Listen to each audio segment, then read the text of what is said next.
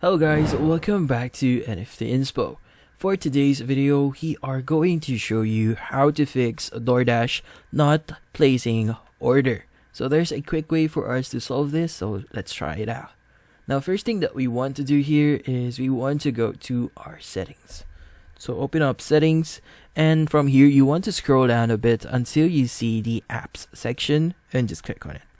Now from here, we want to manage our application and basically clear our cache. So click on manage apps, and you could either search for Doordash manually here, or you could use the search functionality. So for now, let's just use the search functionality and just type in Doordash.